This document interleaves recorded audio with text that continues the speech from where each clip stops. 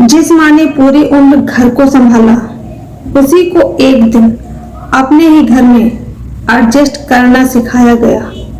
क्या सच में माँ की कोई जगह नहीं रहती जब बहुएं और बेटे बड़े हो जाते हैं? पूरा सच जानकर आप भी सोचने पर मजबूर हो जाएंगे। नलिनी देवी 55 वर्षीय विधवा महिला 2 बेटों और 2 बहुओं के साथ 3 मंजिला घर में रहती थी। पति का निधन वर्षों पहले हो गया था।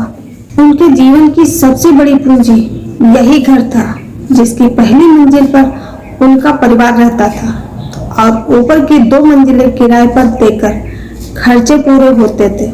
बड़ा बेटा करण बैंक में अधिकारी था। उसकी पत्नी प्रज्ञा और उसका 7 साल का बेटा आदित्य। उनका छोटा बेटा अरविंद एक प्राइवेट कंपनी में नौकरी करता था।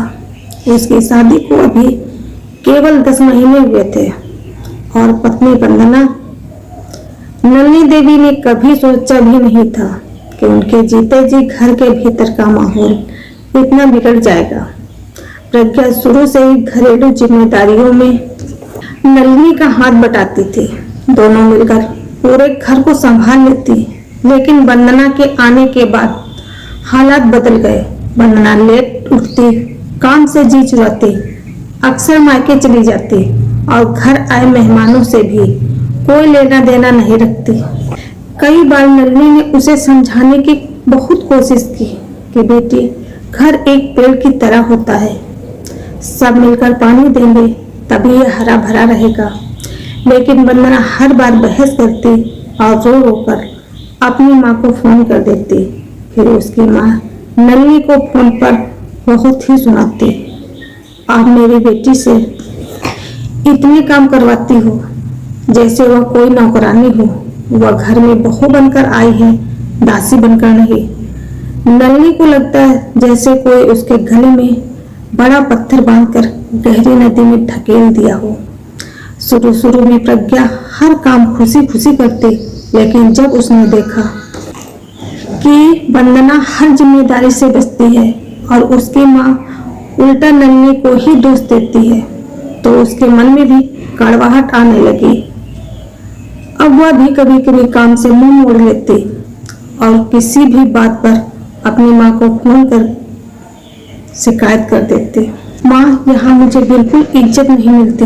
वंदना तो दिन भर मजे करती है और सारा बोझ मुझ पर आ जाता है।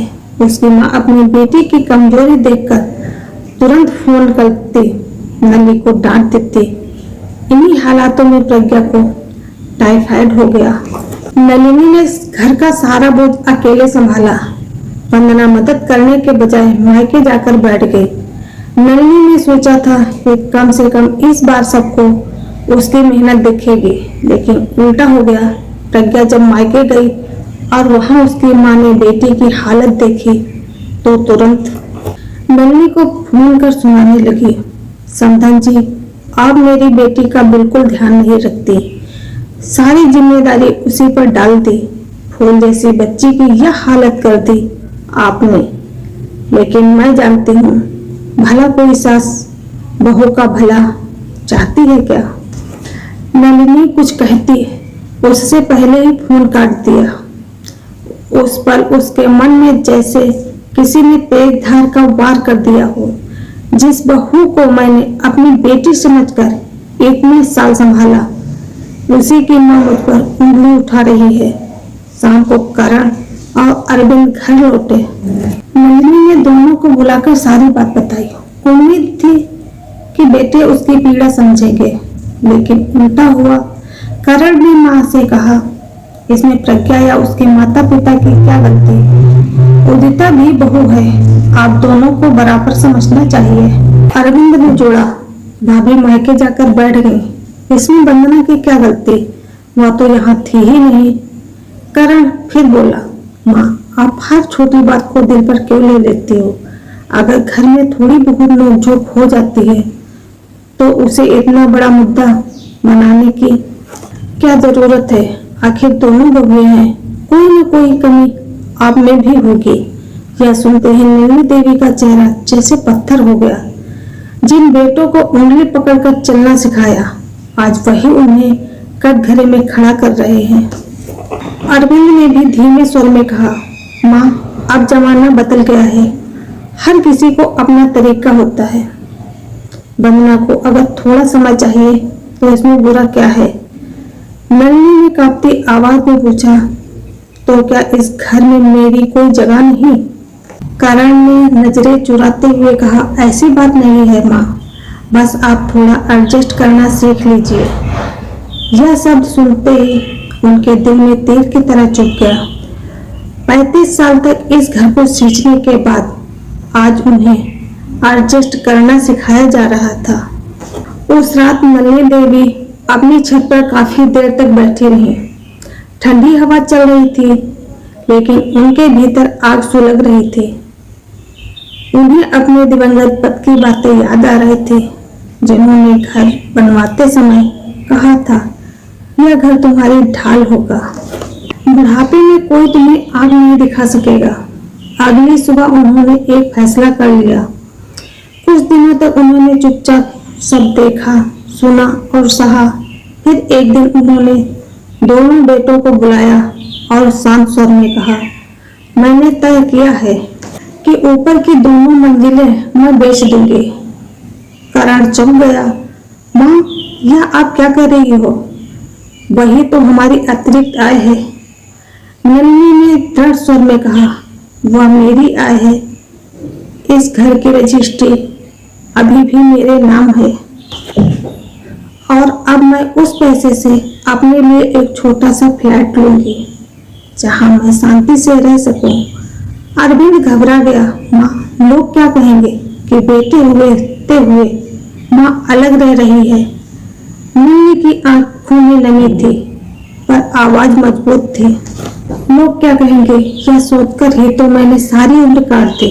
अब मैं यह सोचूंगी कि मुझे क्या चाहिए। प्रज्ञा और वंदना दोनों सन्न रह गई। उन्हें लगा था कि नलिनी हमेशा की तरह चुप रहेगी। कुछ ही महीनों में ऊपर की मंजिलें बिक गईं।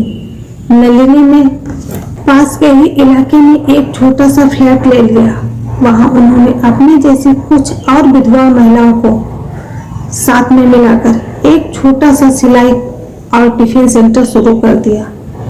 धीरे धीरे उनकी जिंदगी में फिर रौनक लौट आई। इधर घर में असली परीक्षा शुरू हुई। अब न तो सुबह की चाय अपने आप बनती थी, न ही बच्चों की जिम्मेदारी कोई चुपचाप उठा लेता था। प्रज्ञा और वंदना दोनों को समझ आने लगा कि जिस औरत को वे सामान्य समझते थे, वही उस घर की असली नींव थी। एक दिन आदित्य ने मासूमियत से पूछा, दादी कब आएंगी? मुझे उनकी कहानियां सुननी है। करण की आंखें झुक गईं। कुछ हफ्तों बाद दोनों बेटे मां के फ्लैट पहुंचे। दरवाजा खुला तो सामने आत्मविश्वास से भरी नलिनी देवी खड़ी थी। करण की आवाज भर्रा गई, माँ, घर आपके बिना घर नहीं लगता।